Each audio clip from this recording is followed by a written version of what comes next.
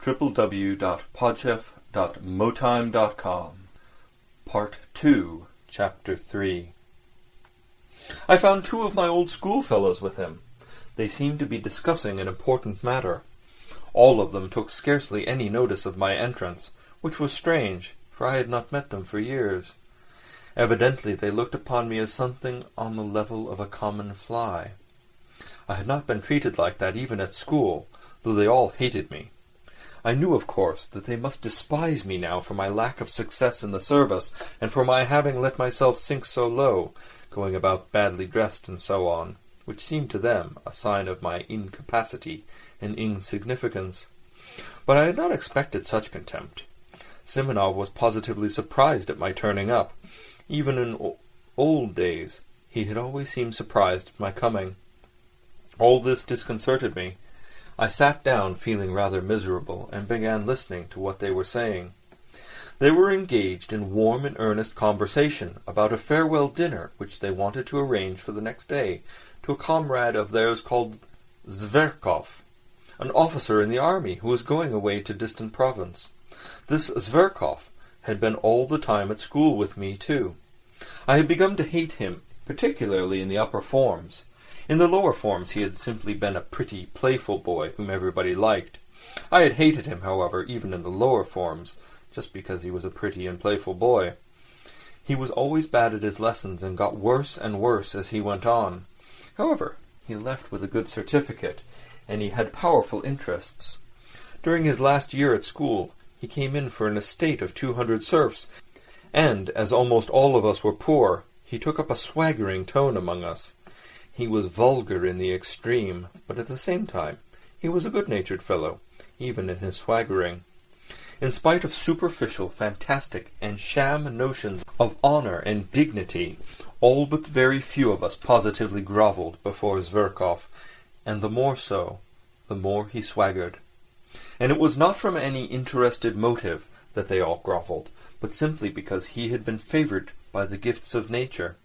Moreover, it was, as it were, an accepted idea among us that Zverkov was a specialist in regard to tact and the social graces.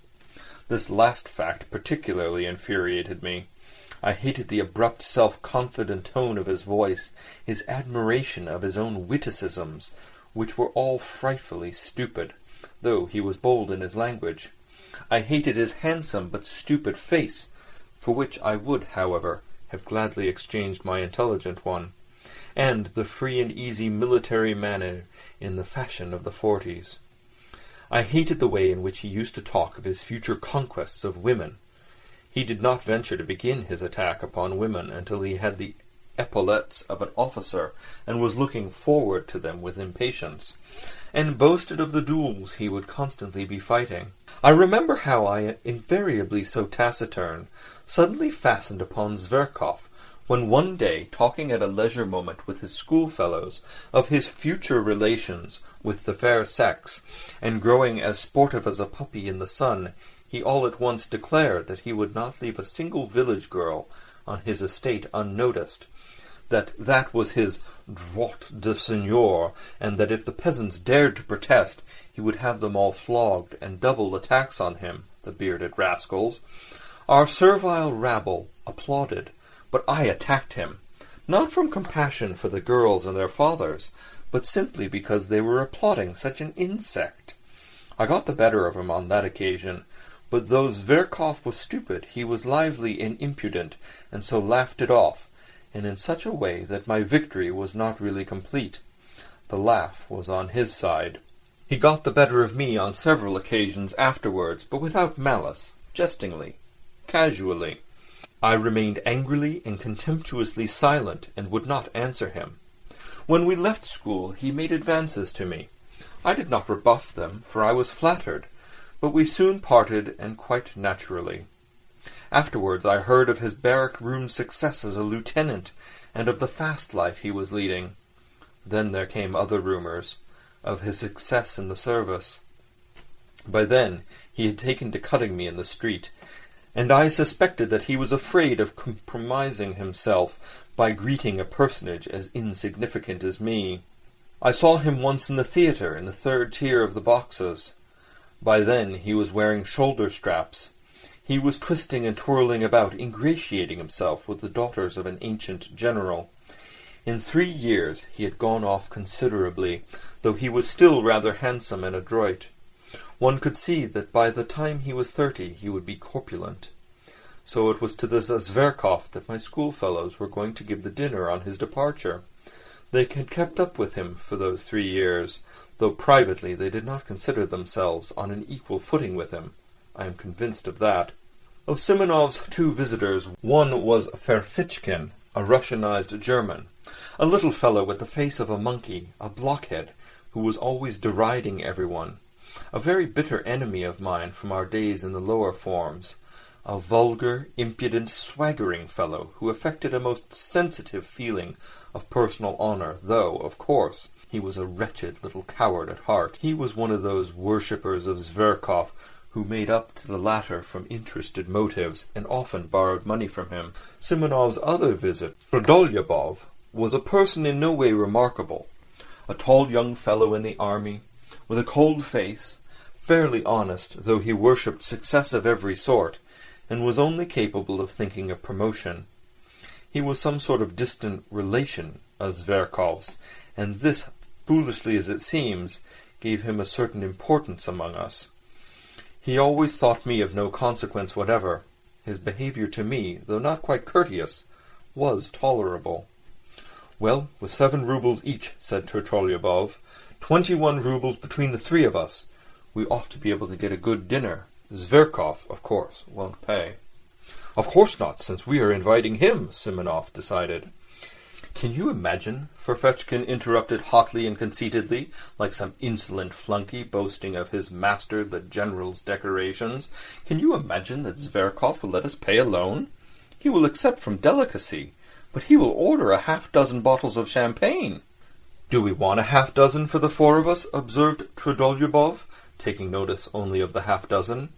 "So the 3 of us, with Zverkov for the 4th. 21 roubles at the Hôtel de Paris at 5 o'clock tomorrow." Simonov, who had been asked to make the arrangements, concluded finally. "How 21 roubles?" I asked in some agitation, with a show of being offended. "If you count me in, it will not be 21, but 28 roubles." It seemed to me that to invite myself so suddenly and unexpectedly would be positively graceful, and that they would all be conquered at once, and would look to me with respect. "Do you want to join too?" Simonov observed, with no appearance of pleasure, seeming to avoid looking at me. He knew me through and through. It infuriated me that he knew me so thoroughly. "Why not? I am an old schoolfellow of his too, I believe, and I must own I feel hurt that you have left me out," I said, boiling over again.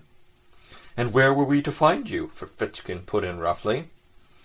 "You never were on good terms with Zverkov," Trudolyubov added, frowning. But I had already clutched at the idea and would not give it up. "It seems to me that no one has a right to form an opinion upon that," I retorted in a shaking voice, as though something tremendous had happened. "Perhaps that is just my reason for wishing it now, that I have not always been on good terms with him." "Oh, there's no making you out, with these refinements," Trudolyubov jeered. "We'll put your name down," Simonov decided, addressing me. "Tomorrow at 5 o'clock at the Hôtel de Paris." "What about the money?" Ferfitchkin began in an undertone, indicating me to Simonov. But he broke off, for even Simonov was embarrassed. "That will do," said Trudolyubov, getting up. "If he wants to come so much, let him." "But it's a private thing, between us friends," Ferfitchkin said crossly, as he too picked up his hat. "It's not an official gathering." "We do not want at all, perhaps." They went away. Ferfitchkin did not greet me in any way as he went out. Trudolyubov barely nodded. Simonov, with whom I was left tête-à-tête, was in a state of vexation and perplexity, and looked at me queerly. He did not sit down, and did not ask me to. Yes, tomorrow then. Will you pay your subscription now?" "I just ask so as to know," he muttered in embarrassment. I flushed crimson. As I did so, I remembered that I had owed Simonov 15 roubles for ages, which I had indeed never forgotten, though I had not paid it.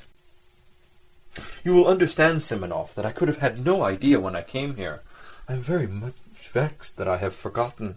All right, that doesn't matter. You can pay tomorrow after the dinner. I simply wanted to know. Please don't—" He broke off and began pacing the room, still more vexed. As he walked, he began to stamp with his heels. "Am I keeping you?" I asked after 2 minutes of silence. "Oh," he started, "that is, to be truthful, yes. I have to go and see someone not far from here," he added in an apologetic voice, now somewhat abashed.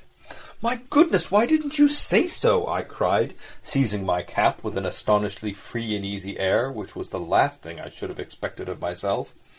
"It's close by, not 2 paces away," Simonov repeated, accompanying me to the front door with a fussy air which did not suit him at all. "So 5 o'clock, punctually, tomorrow," he called out down the stair after me. He was very glad to get rid of me. I was in a fury. What possessed me to force myself upon them? I wondered, grinding my teeth as I strode along the street, for a scoundrel, a pig like that Zverkov. Of course, I had better not go. Of course, I must just snap my fingers at them. I'm not bound in any way. I'll send Simonov a note by tomorrow's post. But what made me furious was that I knew for certain that I should go, that I should make a point of going, and the more tactless, the more unseemly my going would be, the more certain I would go. And there was a positive obstacle to my going. I had no money. All I had was 9 roubles. I had to give 7 of that to my servant Apollon for his monthly wages. That was all I paid him. He had to keep himself. Not to pay him was impossible, considering his character. But I will talk about that fellow, about that plague of mine, another time. However, I knew I should go and should not pay him his wages. That night I had the most hideous dream. No wonder. All the evening I had been oppressed by memories of my miserable days at school, and I could not shake them off. I was sent to the school by distant relations upon whom I was dependent, and of whom I have heard nothing since. They sent me there, a forlorn, silent boy, already crushed by their reproaches, already troubled by doubt, and looking with savage distrust at everyone. My schoolfellows met me with spiteful and merciless gibes, because I was not like any of them. But I could not endure their taunts. I could not give in to them with their ignoble readiness, with which they gave in to one another. I hated them from the first, and shut myself away from everyone in timid, wounded, and disproportionate pride. Their coarseness revolted me. They laughed cynically at my face, at my clumsy figure, and yet what stupid faces they had themselves. In our school the boys' faces seemed in a special way to degenerate and grow stupider. How many fine-looking boys came to us! In a few years they became repulsive. Even at 16 I wondered at them morosely. Even then I was struck by the pettiness of their thoughts and the stupidity of their pursuits, their games, their conversations. They had no understanding of such essential things. They took no interest in such striking, impressive subjects that I could not help considering them inferior to myself. It was not wounded vanity that drove me to it, and for God's sake do not thrust upon me your hackneyed remarks, repeated to nausea, that I was only a dreamer, while they, even then, had an understanding of life.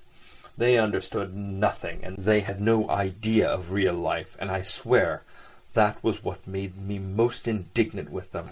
On the contrary, the most obvious, striking reality they accepted with fantastic stupidity, and even at that time were accustomed to respect success. Everything that was just, but oppressed and looked down upon, they laughed at heartlessly and shamefully. They took rank for intelligence. Even at 16 they were already talking about a snug berth. Of course, a great deal of it was due to their stupidity, to their bad example with which they had always been surrounded in their childhood and boyhood. They were monstrously depraved. Of course, a great deal of it was due to their stupidity, to the bad example with which they had always been surrounded in their childhood and boyhood. They were monstrously depraved. Of course, a great deal of that, too, was superficial and an assumption of cynicism. Of course, there were glimpses of youth and freshness even in their depravity, but even that freshness was not attractive, and showed itself in a certain rakishness. I hated them horribly, though perhaps I was worse than any of them. They repaid me in the same way, and did not conceal their aversion for me. But by then I did not desire their affection.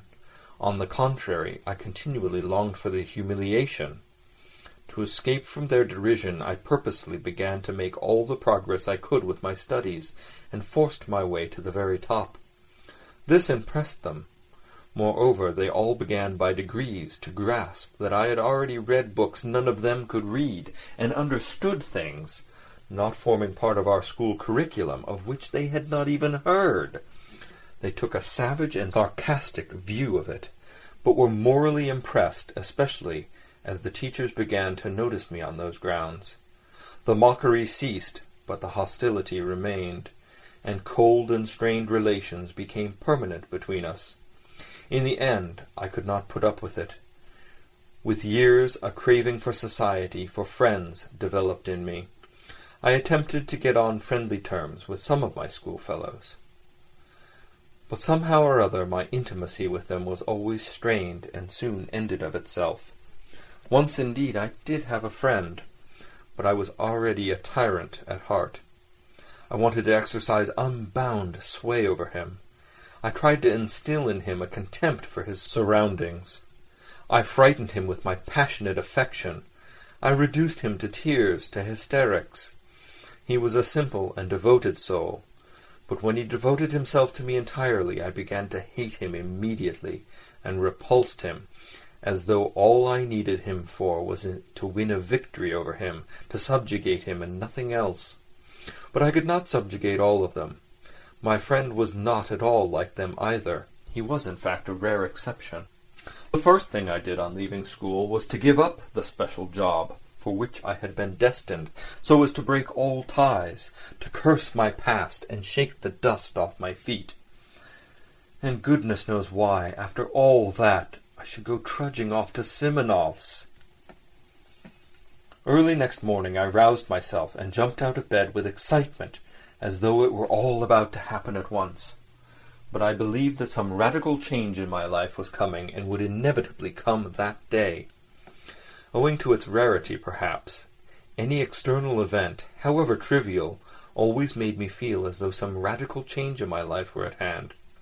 I went to the office, however, as usual, but sneaked away home 2 hours earlier to get ready. The great thing, I thought, is not to be the first to arrive, or they will think I am overjoyed at coming.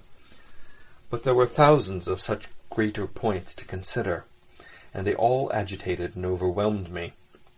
I polished my boots a second time with my own hands.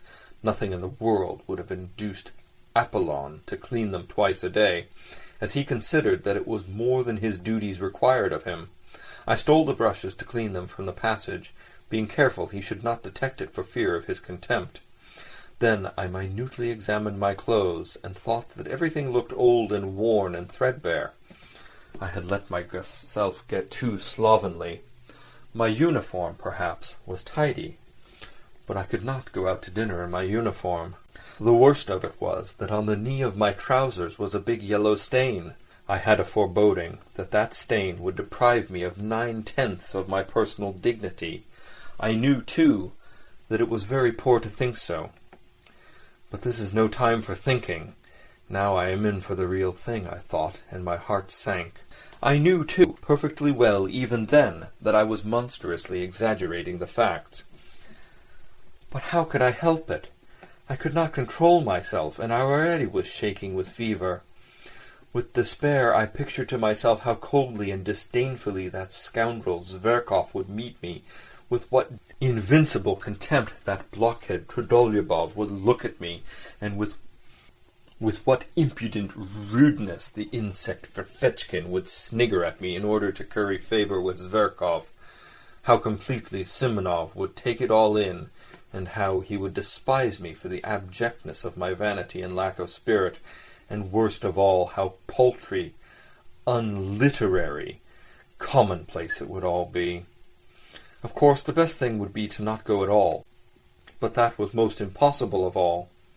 If I feel impelled to do anything, I seem to be pitchforked into it. I should have jeered at myself ever afterwards. So you funked it. You funked it. You funked the real thing. On the contrary, I passionately longed to show all that rabble that I was by no means such a spiritless creature as I seemed to myself. What is more, even in the acutest paroxysm of this cowardly fever, I dreamed of getting the upper hand, of dominating them, carrying them away, making them like me, if only for my elevation of thought and unmistakable wit. They would abandon Zverkov. He would sit on one side, silent and ashamed, while I should crush him. Then, perhaps, we would be reconciled and drink to our everlasting friendship. But what was most bitter and humiliating for me was that I knew even then, knew fully and for certain, that I needed nothing of all this really, that I did not really want to crush, to subdue, to attract them, and I did not care a straw really for the result, even if I did achieve it. Oh, how I prayed for the day to pass quickly! In unutterable anguish I went to the window, opened the movable pane, and looked out into the troubled darkness of the thickly falling wet snow. At last my wretched little clock hissed out 5. I seized my hat, and trying not to look at Apollon, who had been all day expecting his month's wages, but in his foolishness was unwilling to be the first to speak about it, I slipped between him and the door, and jumping into a high-class sledge, on which I spent my last half-rouble, I drove up in grand style to the Hôtel de Paris. End. Part 2, Chapter 3.